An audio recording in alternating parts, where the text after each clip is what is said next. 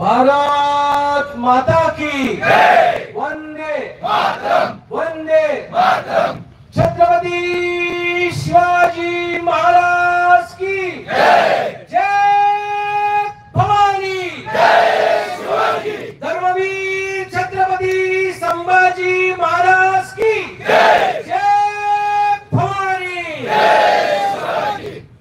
हिंदवी स्वराज्याचे संस्थापक छत्रपती शिवरायांना मानाचा मुजरा करून धर्मवीर छत्रपती संभाजी राजे यांना प्रणाम आणि वंदन करून अखिल भारतीय मराठा महासंघाचे संस्थापकीय अध्यक्ष माथाडी कामगारांचे आराध्य दैवत कैलासवासी आमदार अण्णासाहेब पाटील यांना प्रणाम आणि वंदन करून मराठा चळवळीमध्ये ज्यांनी मराठा समाजाच्या तरुण तरुणींना आरक्षण मिळण्यासाठी आपल्या आयुष्याचं बलिदान दिलं ते 40 आमचे शूरवीर त्यांनाही प्रणाम आणि वंदन करून आज बार्शीच्या लोकांना भेटण्याची संधी मिळाली, पण विशेष म्हणजे आंदोलनाच्या निमित्ताने।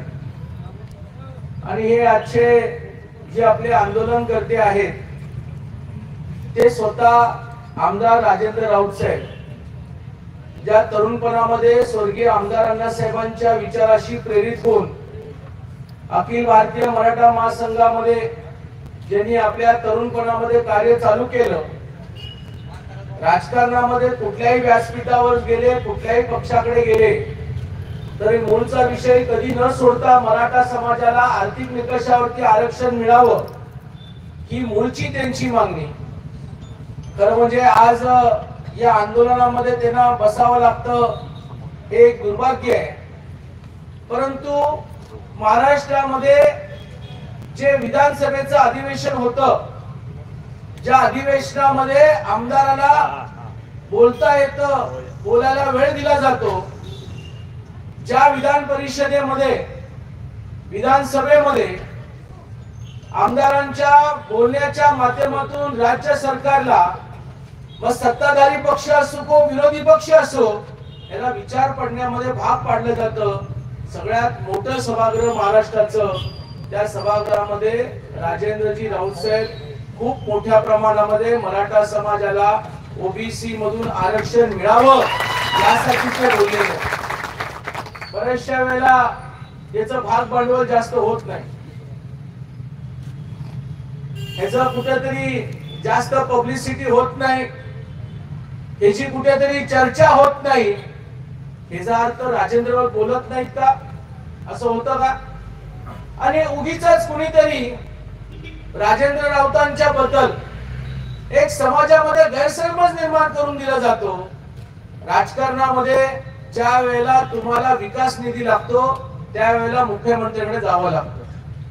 आदरणीय राजेंद्र राऊतजी साहेब हे अपक्ष आमदार आहेत आणि अपक्ष आमदाराला सत्ताधारी पक्षाकडनं जर काम करून घ्यायचं असेल आणि ते कुठलं काम, आपल्या मतदारसंघातलं काम नक्कीच आहे। कधीतरी आदरणीय उद्धवजी ठाकरे साहेबांना ते भेटले, त्या काळामध्ये कालांतराने त्यांना अजितदादा पवारांना भेटावं लागलं, कालांतराने एकनाथजी शिंदे साहेब राज्याचे मुख्यमंत्री झाले त्यांना भेटले, कालांतराने देवेंद्र फडणवीस साहेबांना भेटले, परत अजितदादांना भेटले, परंतु या सगळ्या भेटीमध्ये आपल्या तालुक्याचा विकास हा फार मोठ्या प्रमाणामध्ये असतो। मराठा चळवळीमध्ये त्यांची भूमिका फार स्पष्ट आहे। यथा कदाचित मी माझ्या वडिलांना फार कमी वेळा पाहिलं, परंतु त्यांनी प्रत्यक्षामध्ये वडिलांचं कार्य पाहिलेलं आहे कॉलेजच्या जमान्यामध्ये, ही महत्वाची बाब आहे। त्यांच्या ट्विटरवरती त्यांच्या मुख्यमंत्र्यांच्या भेटीमध्ये कधी सह्याद्रीला भेटलो तर हातात कागद काय, मराठा आरक्षण, मग दुसरा कागद काय, नरेंद्र ते महामंडळामध्ये बार्शीमध्ये लाभार्थी वाढवायचे, आम्हाला वेळ द्या, बँकेचा प्रश्न आहे। कधी कागदपत्र तुमच्या सारथीमध्ये तालुक्यामध्ये सारथीच्या माध्यमातून अजून चांगलं काम व्हायला पाहिजे, कागदपत्र हातात आहे तर आमच्या मतदारसंघामध्ये मराठा भवन त्याचबरोबर विकास कामं झाली पाहिजे।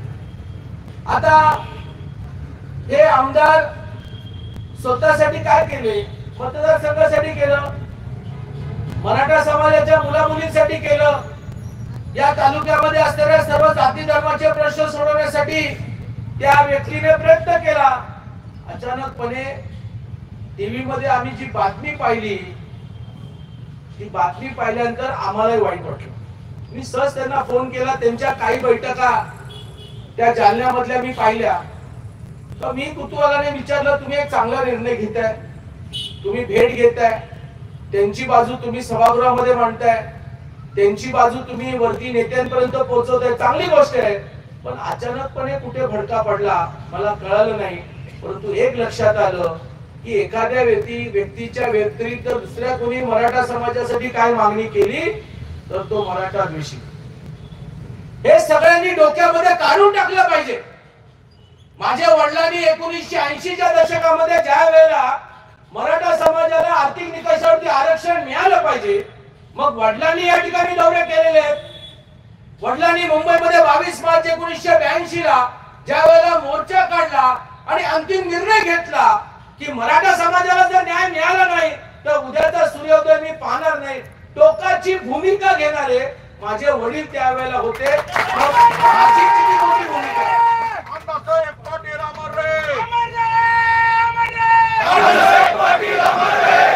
पण वडिलांच्या नंतर हे नेतृत्व कधीतरी स्वर्गीय अण्णासाहेब जावळेंनी चालवलं. हे नेतृत्व मराठवाड्यामध्ये कधीतरी प्राध्यापक देवीदास वडजे सरांनी त्या ठिकाणी राबवलं. अण्णासाहेबांच्या चळवळीची प्रेरणा घेऊन स्वर्गीय विनायकराव मेटेंनी चालवलं. मग काय या मराठा चळवळीचं मुख्यार पत्र नरेंद्र पाटलांकडे आहे का? सगळेच मराठे आहोत. अहो, आम्हाला सगळ्यांना अधिकार आहे. मराठा समाजाचे प्रश्न सोडवण्यासाठी 288 आमदाराला अधिकार आहे. तर कुठल्या एकट्याला मुख्यार पत्र दिलेलं नाहीये. तुम्हीच तडजोड केलेली नाही. मी माझ्या वडिलांच्या विचाराशी कधीच तडजोड केली नाही, हे मी जाहीरपणे या ठिकाणी सांगतो. फक्त एवढंच आहे, मला एक लक्षात आलं, 1980 ला वडिलांनी जे बलिदान दिलं, त्या बलिदानानंतर या राज्य सरकारमध्ये वेगवेगळ्या नेत्यांनी, सत्ताधाऱ्यांनी कधीच मराठा समाजाकडे पाहिलं नाही.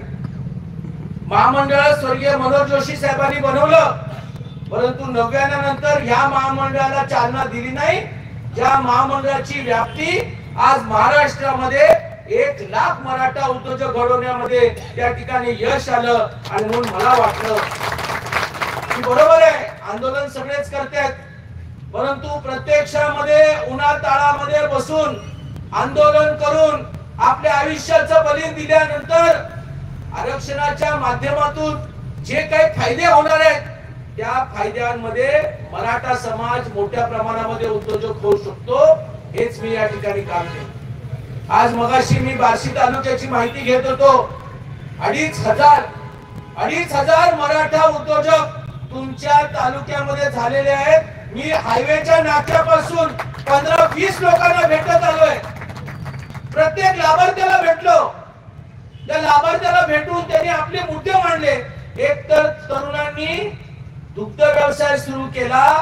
10 लिटर पासून 10 लिटरचं त्यांनी त्या ठिकाणी चिलिंग प्लांट टाकलं. चिलिंग प्लांट टाकल्याच्या नंतर आता मोटरसायकलचं शोरूम त्यांनी त्या ठिकाणी टाकलं. पहिल्या टप्प्यातलं कर्ज फेडलं आणि तो आता मोठा उद्योजक झालाय. हे आमच्या लोकांच्या त्यागातून घडलेलं आहे. नक्कीच आरक्षणामध्ये मोठ्या प्रमाणामध्ये राज्य सरकार कायद्याच्या चौकटीमध्ये जरी अडकलं असलं तरी आपण सर्वांनी ताकद लावणं गरजेचं आहे. आदरणीय राऊत साहेबांशी ज्या वेळेला माझं बोलणं झालं त्यावेळेला राऊत साहेबांनी मला सांगितले की साहेब, आमच्या तालुक्यामध्ये गेले काही वर्ष मी सातत्याने प्रयत्न करतोय आणि आता मला यश आलं. एक मराठा भवन मी या ठिकाणी निर्माण केलेलं आहे. लगेच त्यांनी मला सांगितलं, साहेब तुम्हाला 22 ला वेळ आहे. मी लगेच मान्य केली. 22 तारखेला मराठा उद्योजक आणि ज्या स्वर्गीय आमदार अण्णासाहेब पाटलांनी या चळवळीमध्ये काम करताना त्यांच्या बरोबर जे सवंगडी होते, जे त्यावेळेचे तरुण होते, ते तरुण आजही या आपल्या जिल्ह्यामध्ये आहेत, आपल्या तालुक्यामध्ये आहेत. त्या सगळ्या सवंगड्यांना घेऊन, त्या सगळ्या मावळ्यांना घेऊन आपण एक छानसा कार्यक्रम करू आणि परत एकदा अण्णासाहेब पाटलांचे विचार या महाराष्ट्रामध्ये पसरवत असताना आरक्षणाचा लढा हा शेवटच्या टोकापर्यंत नेऊ हे तुम्हाला मी जाहीरपणे या ठिकाणी सांगतो। आणि म्हणून राजेंद्र राऊत साहेबांनी सुरू केलेलं जे आंदोलन आहे मला धक्का बसला आणि मला काही गोष्टी पटल्या नाही, परंतु राऊत साहेबांना मी म्हटलं, राऊत साहेबांची भूमिका फार स्पष्ट होती। म्हणले साहेब राज्य सरकारने मुख्यमंत्र्यांनी ताबडतोब एक दिवसाचं अधिवेशन बोलवलं पाहिजे, हा मुद्दा मला व्यवस्थित पटला आणि मी ताबडतोब या ठिकाणी त्यांच्या भेटीला या ठिकाणी आलो। रावसाहेब प्रत्येक मराठा समाज जो राजकारण सोडून आहे, मी शब्द व्यवस्थित वापरतोय बघा, राजकारण सोडून आहे तो तुमच्या बरोबर या ठिकाणी पाठीशी उभा राहील। कालपर्यंतची मराठा चळवळ कालपर्यंतची मराठा चळवळीमध्ये आमचं सगळ्यांचं योगदान होतं, परंतु आता मराठा चळवळीला एक वेगळं वळण लागलं पाडापाडीचं आणि त्यामुळेच या मराठा चळवळीमध्ये आमची एकी कुठेतरी भरकटत चालली आहे का हा प्रश्न मला पडला आणि राऊत साहेबांनी जी भूमिका घेतली ती भूमिका मला पटली आणि म्हणून या ठिकाणी मी आलेलो। मी जास्त अधिकचा वेळ घेणार नाही, परंतु मी हे नक्कीच सांगेन की संघर्ष करावा लागतो, त्याशिवाय आपल्याला यश मिळत नाही।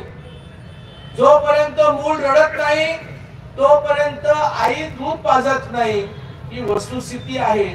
आपला आवाज हा राज्यापर्यंत पोहोचलेला आहे, आता ह्या तालुक्याचा आवाज उभ्या महाराष्ट्रामध्ये पोहोचवण्याची प्रत्येक मराठा समाजाची जबाबदारी आहे, आपण ती व्यवस्थितपणे हाताळू एवढंच या ठिकाणी सांगतो।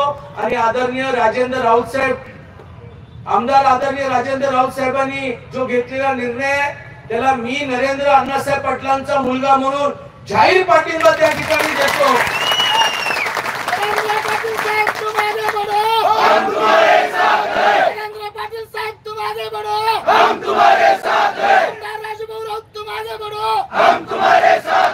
ओबीसी मधून आरक्षणाची जी आपली मागणी आहे या मागणीला आपल्या ताकदीला नक्कीच त्या ठिकाणी यश येईल हे जाहीरपणे मी तुम्हाला सांगतो। परंतु ज्या मराठ्यांना पूर्वी प्रमाणपत्र जर मिळालं नसेल अशांकरिताही आपल्याला ईडब्ल्यूएस वरती लक्ष देणं फार गरजेचं आहे। रावसाहेब आपण तुम्हाला सांगतो ईडब्ल्यूएस हे आरक्षण केंद्र शासनातले आहे, त्याची खरी व्याख्या काय आहे, आर्थिक निकषावरती आरक्षण ज्याची खरी मागणी 1980-82 च्या कालखंडामध्ये झाली होती आणि गेल्या वेळेला ईडब्ल्यूएस च्या माध्यमातून महाराष्ट्राचे कित्येक मराठा बांधव त्या ठिकाणी तरुण तरुणी कामाला लागले।